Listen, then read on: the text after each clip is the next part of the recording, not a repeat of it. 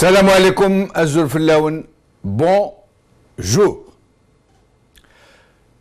Nous vous présentons aujourd'hui la troisième partie de l'émission sur la profession d'avocat. Nous allons y traiter de la nouvelle mouture du Code de procédure pénale. Le 23 juillet 2015, des modifications et des réaménagements ont été apportés à l'ordonnance 66-155 du 8 juin 66 portant Code de procédure pénale. Il existe donc une nouvelle mouture du Code de procédure pénale, même si l'immense majorité de la société algérienne n'en sait encore rien, parce que les médias et la société civile d'une façon générale n'ont pas estimé utile de signaler ces nouvelles dispositions de façon marquante. Reste à comprendre pourquoi si peu d'intérêt pour un tel événement. Est-ce parce que ces modifications ne sont pas aussi importantes qu'on nous le dit, ou est-ce parce que la société civile ne mesure pas à sa juste portée l'importance du Code de procédure pénale dans notre vie, dans les équilibres judiciaires, dans les équilibres sociétaux d'une manière générale. Ces modifications n'ont pas été adoptées par ceux censés être les représentants du peuple, par le Parlement, mais décidées par voie d'ordonnance, dans une perspective, nous dit-on, selon un communiqué de la présidence, de mesures qui s'inscrivent dans le processus continu de modernisation de la justice. Voici ci-après et reproduite in extenso les points signalés par le communiqué officiel. Entre autres, je ne vais pas tous vous les dire. Moderniser l'action publique, avec notamment le concours d'assistants spécialisés au travail du parquet pour éclairer l'enquête préliminaire, la protection des témoins de sorte à les mettre eux-mêmes et leurs proches à l'abri de menaces en relation avec des informations qu'ils seraient susceptibles de fournir à la justice, la possibilité pour l'officier de police judiciaire, l'OPJ, après autorisation du parquet, de communiquer certaines informations au public sur un dossier en cours, dans le respect de la présomption d'innocence et de la vie privée, diligenter le traitement des dossiers en matière pénale, avec notamment la mise en place de la procédure de médiation, alternative aux poursuites en matière de délits et contraventions ne portant pas atteinte à l'ordre public, l'instauration de la procédure de comparution immédiate dans le respect des droits de la défense, etc., et d'autres points tout aussi importants, semble-t-il. Nous allons donc recevoir nos invités par ordre alphabétique, comme d'habitude. Maître Nourdine Ahmin, avocat près la cour de la Rouat. Maître Khaled Bourayou, avocat près la cour d'Alger. Et avec moi, Nadia Mellel qui m'assistera pour commenter ce que diront nos invités et éventuellement pour leur poser des questions. Merci à tous les trois d'être avec nous aujourd'hui. Maître Ahmin, merci d'être avec nous donc. Encore une fois, merci de m'inviter, de m'avoir invité. Merci. Vous êtes devenu un habitué d'Al-Magharibia. à notre grand plaisir d'ailleurs. À notre grand plaisir et pour l'utilité de tout le monde. On vous remercie. Maître Ahmin, quel a été le but réel recherché par cette modification, disons, du Code de procédure pénale? Bon, j'ai entendu les questions que vous avez soulevées. C'est des questions justement très pertinentes que je partage tout à fait, complètement. Et je me le pose moi aussi, surtout vu l'importance d'une loi pareille, normalement touche quand même à l'ensemble de la société, qui touche le citoyen, qui touche surtout les libertés, une chose sacrée. On a des questions, comme cela a été fait en catimini. On a choisi d'abord la voix de la... Maître Ahmin, je m'excuse de vous interrompre. Le son est très mauvais. Donc, je vais demander au soutien technique de vous appeler au téléphone. Et je vais prendre Maître Bourayou. Je reviens à vous dans un petit instant pour pouvoir vous écouter parce que ce que vous dites est trop important pour être passé comme ça. Maître Khaled Bourayou, merci beaucoup d'être avec nous. Bonjour, bonsoir. Bonsoir. Maître Khaled Bourayou, pourquoi de telles mesures aussi importantes que celle de la modification du Code de procédure pénale sont-elles réaménagées par voie d'ordonnance au lieu de l'être par voie parlementaire? Bon, premièrement, je me retourne un peu, je reviens vers votre première question. Pourquoi la société civile n'a pas donné beaucoup d'importance à ce texte? Pourquoi les initiés n'ont pas eu à le commenter? Moi, je pense que dans ce texte-là, il y a deux volets. Un volet technique qui n'intéresse que les initiés du droit, les avocats, les magistrats, mais un côté aussi politique, c'est les libertés. Je pense que ce texte fait une avancée, mais ce n'est pas une avancée suffisante. C'est une avancée qui me semble importante dans la mesure où un certain nombre de restrictions de liberté sont levées. Vous prenez le cas des interdictions de sortie, des STN, qui n'avaient pas de base légale, c'est une avancée. En matière de détention provisoire, c'est une avancée dans la mesure où les conditions sont devenues plus draconiennes. On a enlevé un certain nombre de prérogatives au procureur de la République. Il n'y a plus la procédure de flagrant délit, c'est-à-dire c'est une procédure par laquelle le procureur de la République pouvait décerner mandat de dépôt. Maintenant, il n'a plus la liberté de le faire. Donc, voici un... Oui, mais pourquoi elle n'est pas assez suffisante pour vous? Vous dites que les avancées existent bel et bien, mais qu'elles ne sont pas suffisantes. Pourquoi, à votre avis, de façon plus concrète? Parce que c'est beaucoup plus une mise à niveau du code de procédure avec les standards internationaux qu'à une indépendance du système judiciaire. Je crois que toute la problématique est là. Nous considérons que ces avancées sont importantes, certes, mais pas suffisantes pour garantir et consacrer l'indépendance du système judiciaire en Algérie. Est-ce que vous suggérez que ces mesures auraient été prises juste parce que l'angle de mise à niveau avec les procédures internationales devenait trop criant, qu'il fallait s'aligner et qui n'a pas été tenu compte du reste, ça veut dire des vrais problèmes qui se posent en matière de procédure pénale? Mais vous savez, la procédure pénale doit être un système qui doit garantir les libertés, doit garantir les droits fondamentaux du justiciable. L'introduction d'un certain nombre de dispositions, par exemple l'ISTN, avant elle était prise à tout moment sans aucune base légale, maintenant elle est codifiée, c'est une avancée. Les prérogatives du procureur de la République sont devenues un peu plus restreintes, c'est une avancée.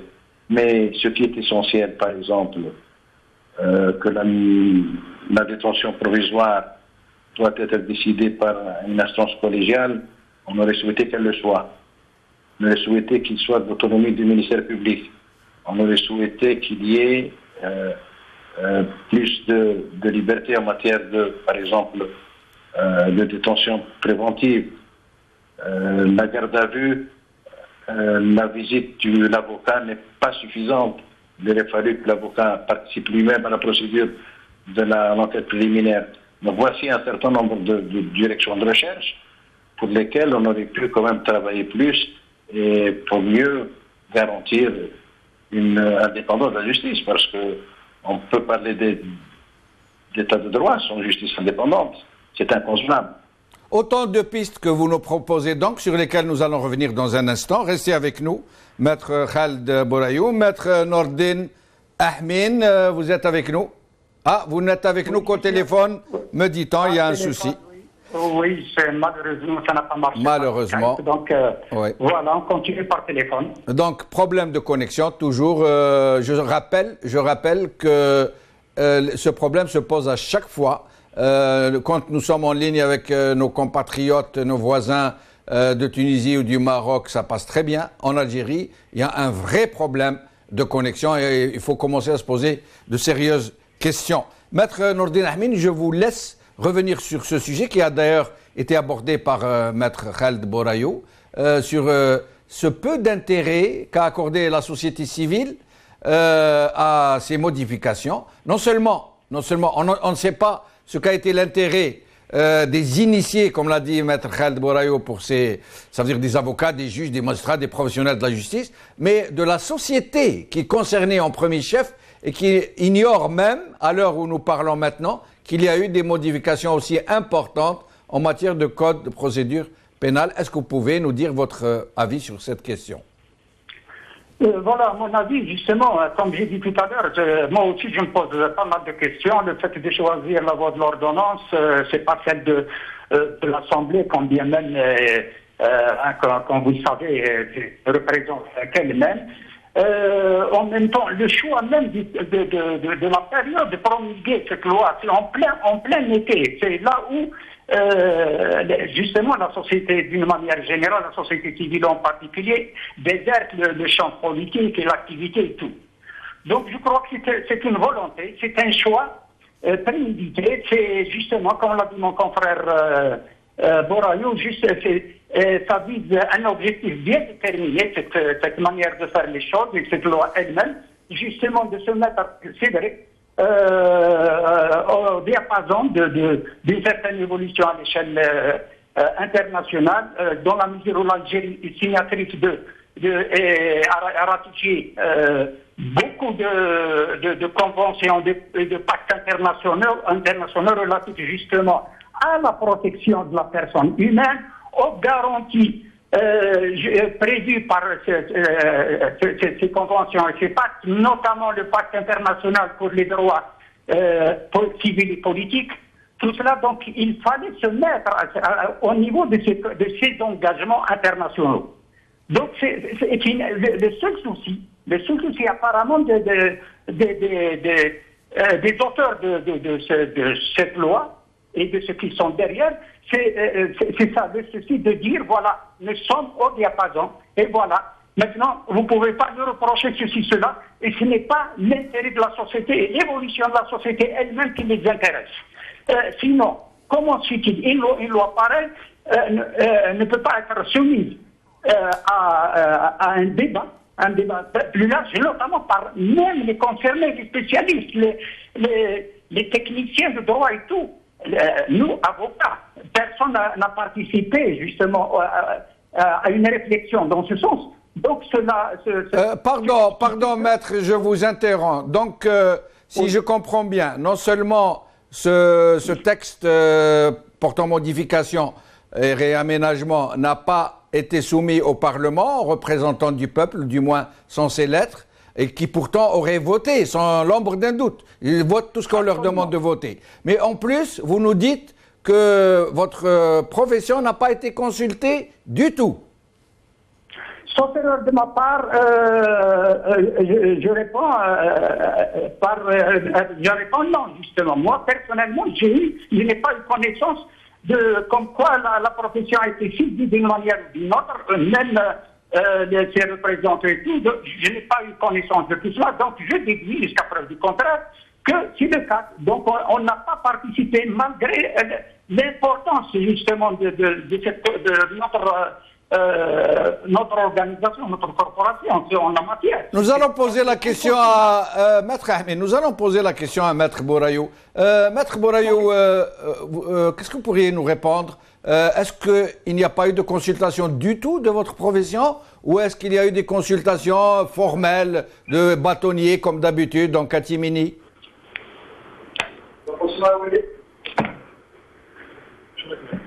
Maître Bourayou? Khaled Bourayou? Oui, je vous écoute. Vous avez entendu ma question? Non, pas du tout. Alors, Maître Ahmed nous dit qu'en plus du fait que ces modifications, ces dispositions sont passées par voie d'ordonnance et non pas parlementaire, qu'en plus, la profession n'a pas été consultée. Qu'en est-il? Elle n'a pas été consultée ou alors il y a eu des consultations en catimini avec les habituels bâtonniers? Bah, écoutez, moi, sincèrement, je peux vous dire que je n'ai pas eu connaissance de ce projet. Bon, mais je pense que ce qui est fondamental, c'est les avancées de ce projet. C'est vrai que si le projet était passé par la PN, il y aurait pu peut-être beaucoup plus d'avancées. C'est vrai que la représentation des avocats, ainsi que la famille des avocats, si elle avait consulté ce document, on l'aurait enrichi. Contentons-nous de ce qui existe. Mais je pense que ce qui a été fait n'est pas négligeable. Mais je dis qu'il est vraiment insuffisant. Je le répète, si vous prenez sur le côté des libertés, les attributions du ministère public se retrouvent quelque peu rétrécies. Vous avez aujourd'hui, le ministère public ne peut décerner un mandat de dépôt. Ça, c'est une avancée importante. Oui. Mais je dis qu'elle est insuffisante. Elle est insuffisante dans la mesure où il faut que le juge algérien soit indépendant, il faut que le ministère public soit autonome pour qu'on puisse vraiment aller vers une justice indépendante. Maître Bourayou, au sujet d'une question qui a toujours été d'une importance vraiment, j'allais dire, gravissime dans le déroulement de la procédure pénale. Quel est, depuis ces aménagements, le rôle des agents du DRS dans le déroulement de la procédure pénale? Écoutez, les attributions du DRS étaient des attributions qui remontaient premièrement à une certaine époque. Vous savez que l'Algérie passait par une période très importante et très grave. C'est le terrorisme. Il faut reconnaître que la police judiciaire du DRS a fait un travail non négligeable. Il est temps maintenant que les temps reviennent à la société, au pouvoir civil, à l'exercice du pouvoir civil. C'est une avancée aujourd'hui que le ministère public doit être préalablement informé des lieux de détention, de garde à vue. C'est une avancée. Il faut reconnaître aussi que ce texte-là, dont j'étais critique, d'ailleurs j'ai donné une interview à TSA, je pense que dans les autres pays arabes, ce texte peut être considéré comme un texte de progrès. Mais je reste sur ma position, il est vraiment insuffisant. Restez avec nous, Khaled Bourayou, pardon. Maître Ahmed, Nordin Ahmed, quelle est la portée de ces nouvelles dispositions? Elles sont ce qu'elles sont, mais quelle est leur portée sur les droits de l'homme? Y a-t-il d'ailleurs une portée sur les droits de l'homme? Et je vous poserai après la question sur la séparation des pouvoirs. Je vous en prie. Pardon, je n'ai pas bien entendu la question parce que j'allais faire justement une petite remarque. Donc j'ai parlé en même temps, je n'ai pas bien suivi la question. Ah, d'accord. Si vous me permettez de... Bien sûr, évidemment, avec plaisir, Maître Ahmed. Alors je vous demandais, c'est une question à deux volets, si je peux dire. D'abord, quelle est la portée, si tant est qu'il y a une portée de ces mesures sur les droits de l'homme d'un côté et sur la notion de séparation des pouvoirs de l'autre côté? Bon, d'abord, avant de répondre à cette question, je veux juste porter une petite remarque. C'est que malheureusement, justement, je partage tout à fait l'avis de mon confrère Khaled Bourayou en ce qui concerne les avancées portées par ces amendements, cette ordonnance.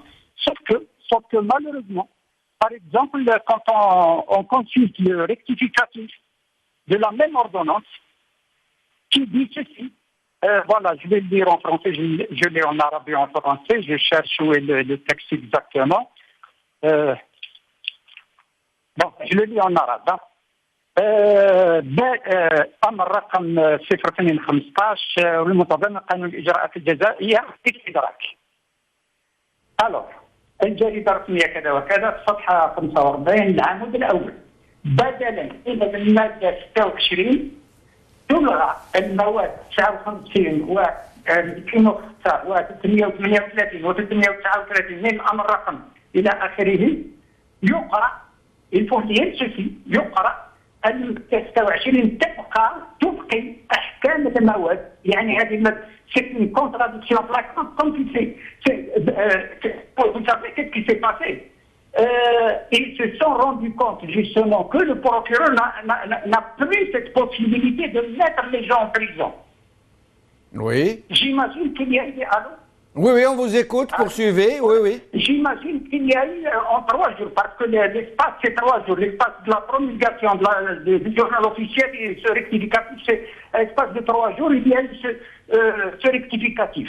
J'imagine qu'il y a eu des réactions pour dire qu'est-ce que vous faites si vous nous enlevez ce pouvoir, ces prérogatives, c'est-à-dire le pouvoir de mettre les gens en prison, qu'est-ce qui reste au parquet? Alors, 2 questions, Nordine Ahmil, parce que c'est très très important et très grave ce que vous nous dites là.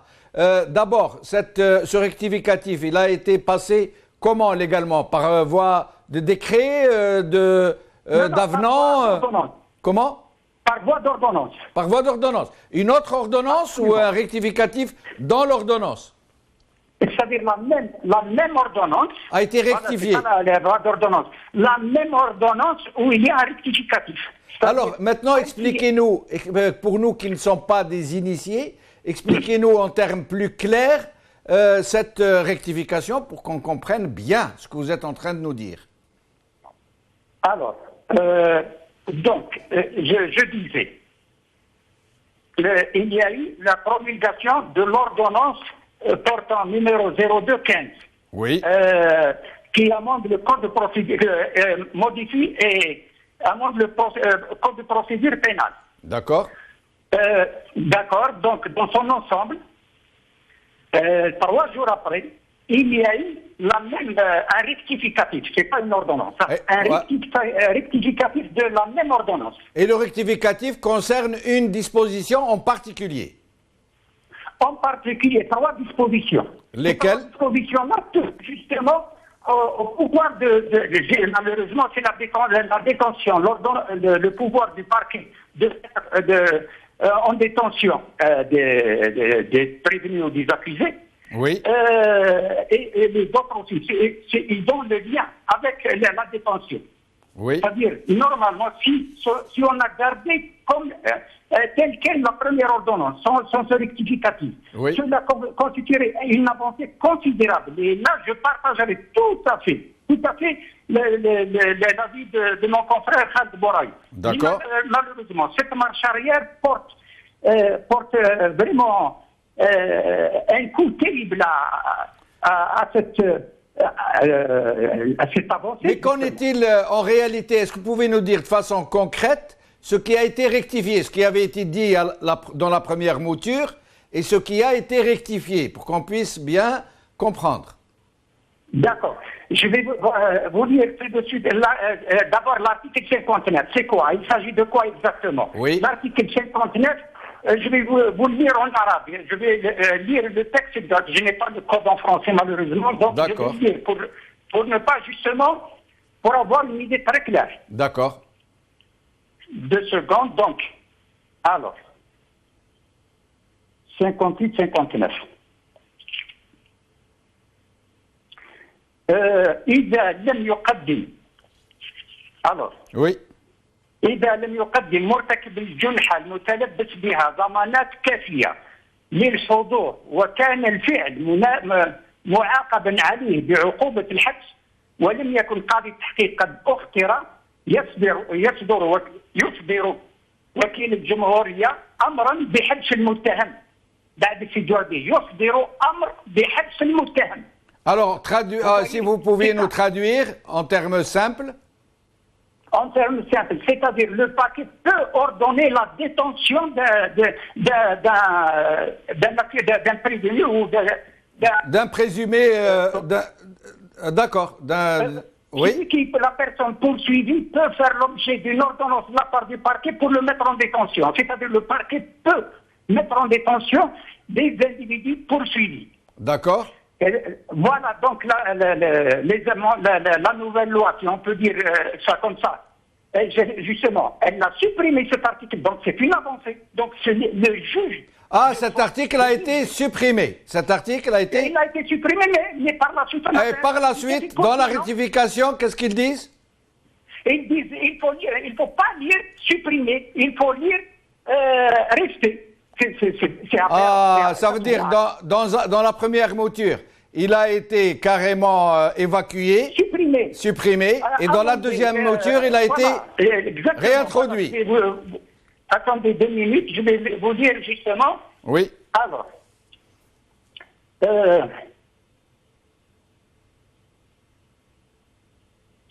je m'excuse, je vois. Je vous en prie, c'est tellement important que nous sommes tout oui. Ici dessus, entre en vigueur, d'accord. Bon, les articles, voilà, les dispositions. Les articles cités ci-dessous entrent en vigueur, les articles 51 bis, bon, non, c'est pas ça. Alors, malheureusement, je n'arrive pas à le trouver. Oui. Mais c'est ça, le rectificatif est très clair de toute façon. Hein. De toute façon, il dit bien, voilà, بدل ما تقرأ يلغى يبقى. Ça, c'est du jamais vu. Je n'ai jamais vu يبقى على المادة كذا. Même dans يبقى. Donc, ça se voit. On a supprimé la première fois ce qu'on déduit, la première fois, on a supprimé cet article. Et on l'a rétabli dans la rectification. Dans la rectification, ils ont dit non, il est resté. Parce qu'entre-temps, vous nous dites que des gens ont dû pousser des cris d'orfraie, dire qu'est-ce que c'est que ça, si vous enlevez ça, c'est central dans la mise en détention. Restez avec nous, Maître Ahmed, nous allons demander l'avis de votre confrère, Maître Bourayou. Maître Khaled Bourayou. Écoutez, moi je pense que les inquiétudes de Maître Ahmed sont légitimes. Mais la réalité me semble tout autre. On avait supprimé l'article 59 lié au flagrant délit pour être remplacé par la comparution immédiate. Mais comme la comparution immédiate ne pouvait être mise en place que 6 mois, dans 6 mois, donc les magistrats ont continué, les procureurs, à utiliser le flagrant délit, malgré le fait qu'il a été abrogé. Donc, ce rectificatif est de dire qu'on reste sur le flagrant délit jusqu'à la mise en place de la comparution immédiate. Voici un peu le sens. Il ne s'agit pas d'un recul, mais il s'agit, à mon avis, d'une petite inattention que la disposition qui a été abrogée, l'article 59, ne pouvait être faite qu'une fois qu'est mise en place la procédure de comparution immédiate. Or, elle a été abrogée sans que la comparution immédiate soit mise en place. Donc, ça crée un vide juridique et le rectificatif, à mon avis, ne procède pas d'une remise en cause d'un principe, parce que ce serait grave. Mais, Maître Bourayou, je ne vais pas pinailler avec vous, je ne suis pas en mesure de le faire, je ne maîtrise pas du tout ce genre de lecture.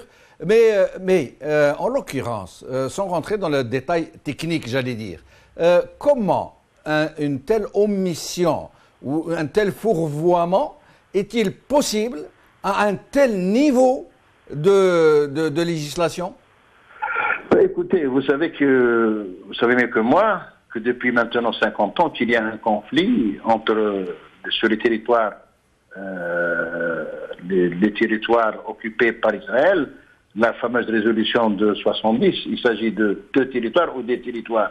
Comment vous imaginez, vous acceptez qu'une résolution au niveau international soit aussi ambiguë? Il est normal que dans des techniques de codification, il y ait des petites bavures qu'on peut régler. Je ne défends pas le texte, mais je peux certifier qu'il ne s'agit pas de remise en cause. Parce que s'il s'agissait de remise en cause, je serais le premier à le dénoncer. Mais il s'agit de remplir un vide juridique créé par cette ordonnance. Ce qu'on a dit, si le texte était passé réellement devant la PN, devant la commission juridique, en débat avec les représentants de la cité, avec les représentants des avocats, là on ne serait pas dans cette bavure. À mon avis, le chemin de l'ordonnance a été un chemin trop court qu'on aurait pu attendre que ce soit la PN qui le fasse.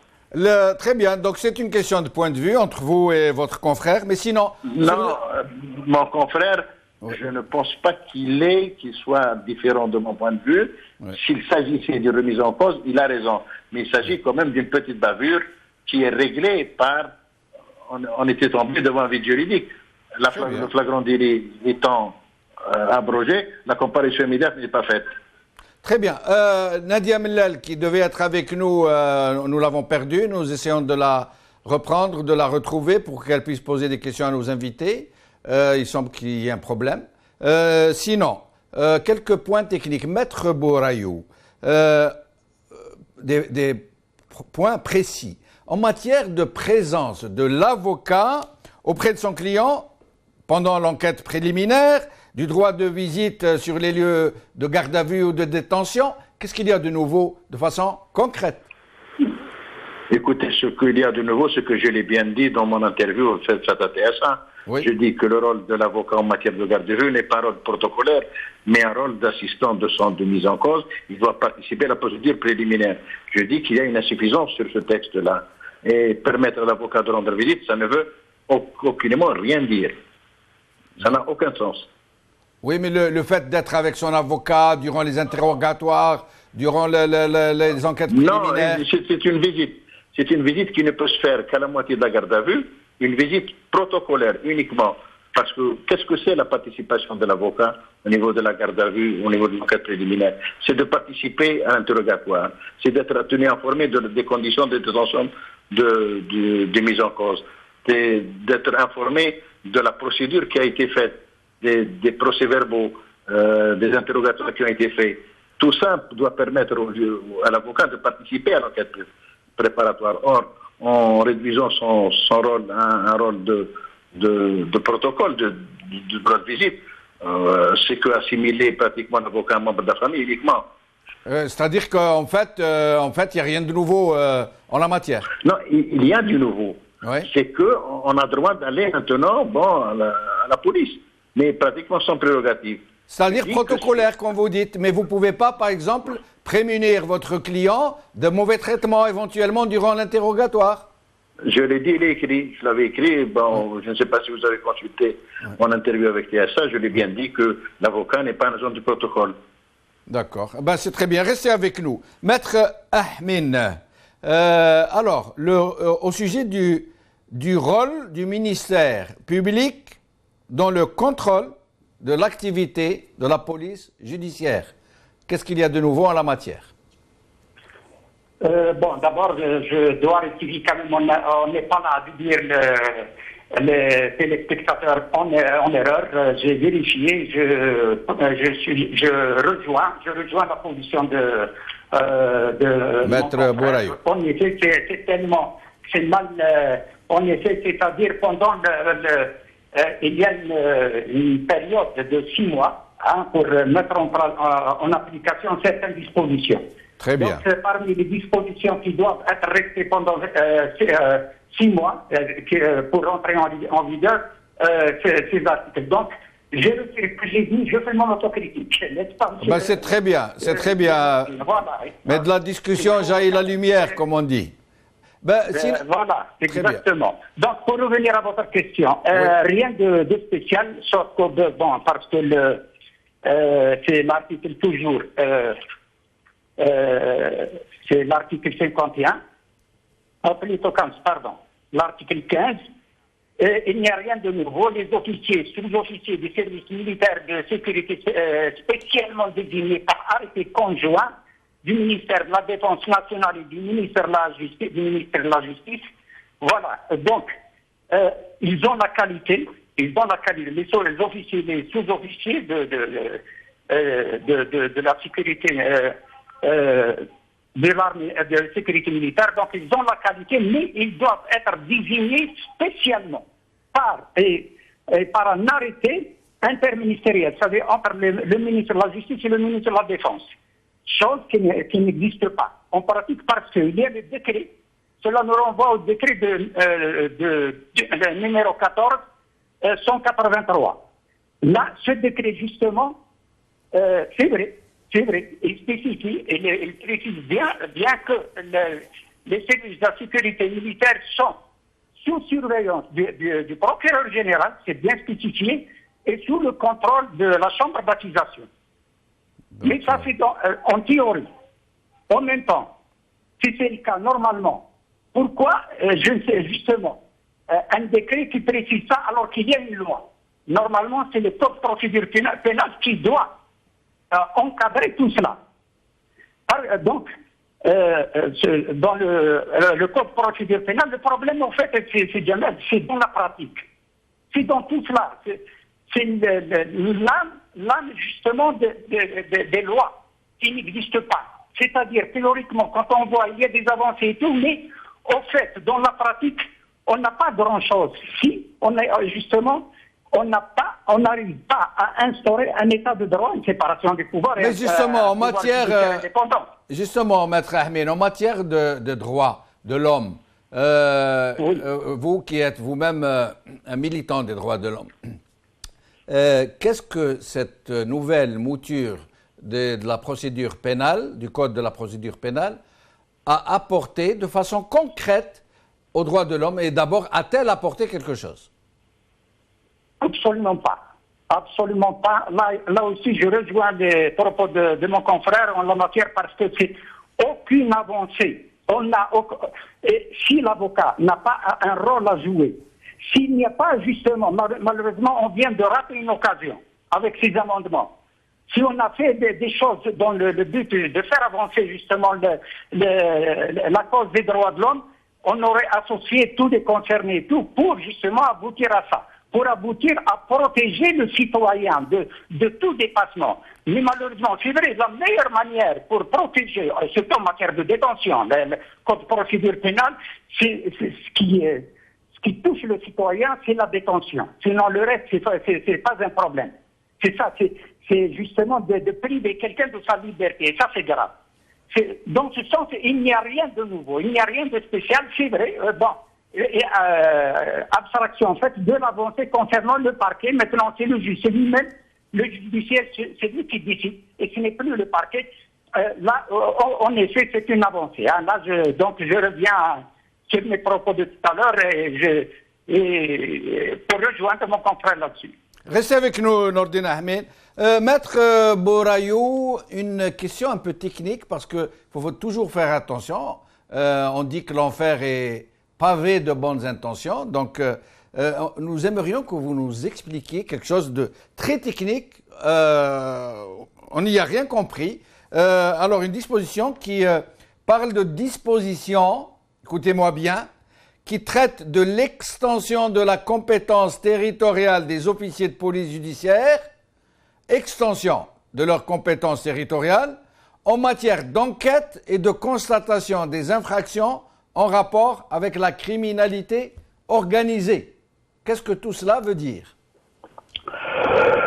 Cela veut dire que la criminalité organisée est comme son nom l'indique, est une criminalité très puissante, très sophistiquée en matière de redéploiement, en matière de manifestation. Il faut donc que la police judiciaire soit plus prompte, soit de manière à ce qu'elle ne soit pas dépassée par la criminalité organisée.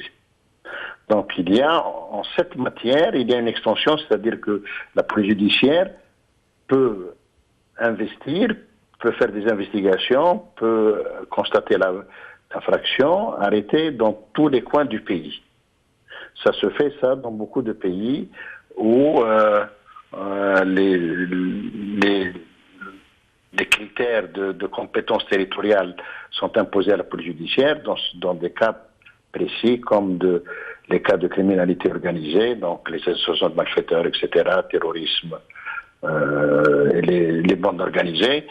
Ça doit nécessiter une intervention plus prompte de la police judiciaire. Oui, mais Maître Bourayou, en l'occurrence, généralement, je vous donne l'exemple du FBI aux États-Unis, par exemple, la police fédérale qui peut intervenir sur tout le territoire des États-Unis, là où il y a vraiment une séparation des attributions des polices. Or, en l'occurrence, les délits sont précisés. Ça veut dire que le FBI peut intervenir en matière de délits bien déterminés.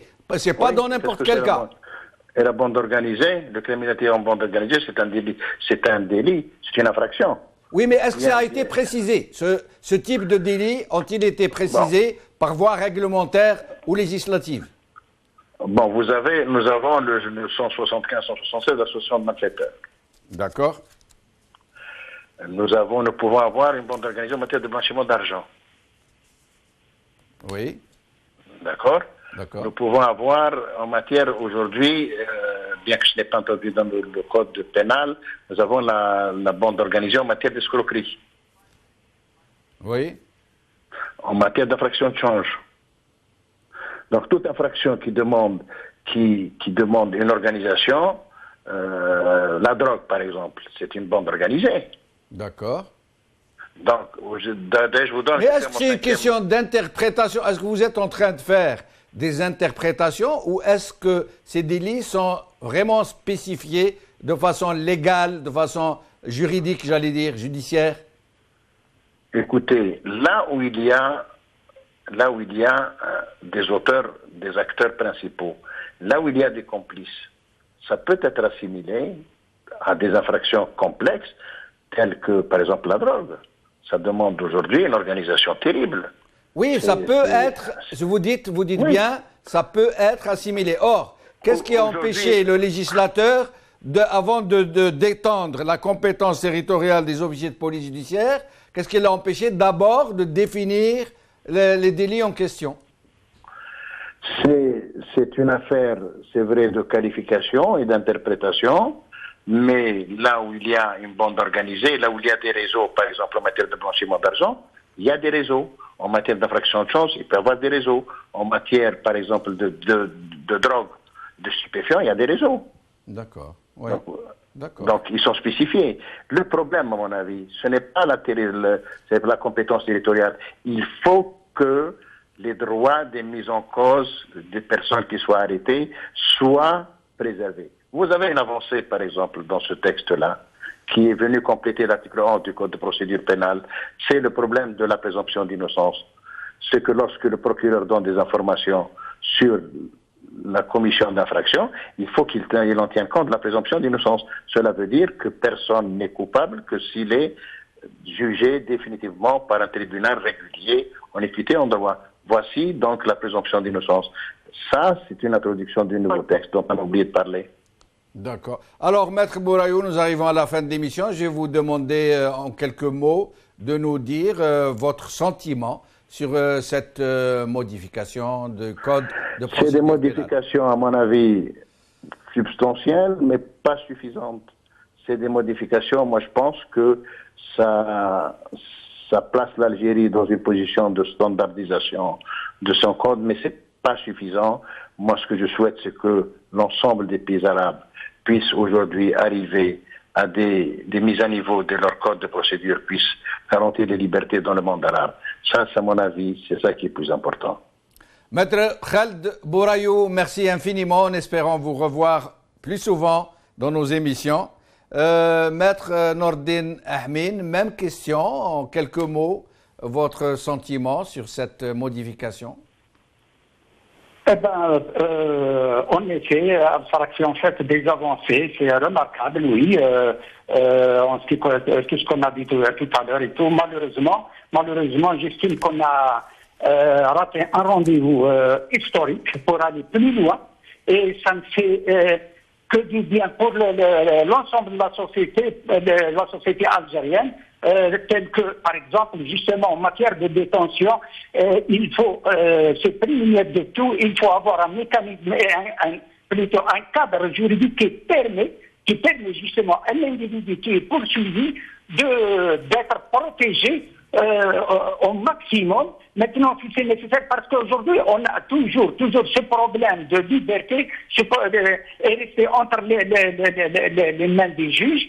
Malheureusement, avec tout le respect de l'écrasante majorité des juges, qui sont conscients et tout, mais parfois on a plutôt tendance beaucoup plus à aller vers justement la détention provisoire, que d'ailleurs ça a été souvent dit. Donc c'est un peu dommage. Voilà ce qu'on peut dire, et c'est un rendez-vous raté malheureusement. Merci, Maître Nordin Ahmin, en espérant vous revoir plus souvent avec nous. Je vous remercie tous deux. Je voudrais juste signaler que je suis quelque peu inquiet pour Nadia Mellel, qui était avec nous au téléphone, qui attendait d'intervenir et qui d'un seul coup a disparu des radars. Nous n'avons pu la joindre ni par Skype, ni sur son téléphone fixe, ni sur son téléphone mobile. Nous sommes un peu inquiets pour elle. Merci à elle de nous appeler, de nous rassurer. Salam alaikum, bqaw ala khair, salama.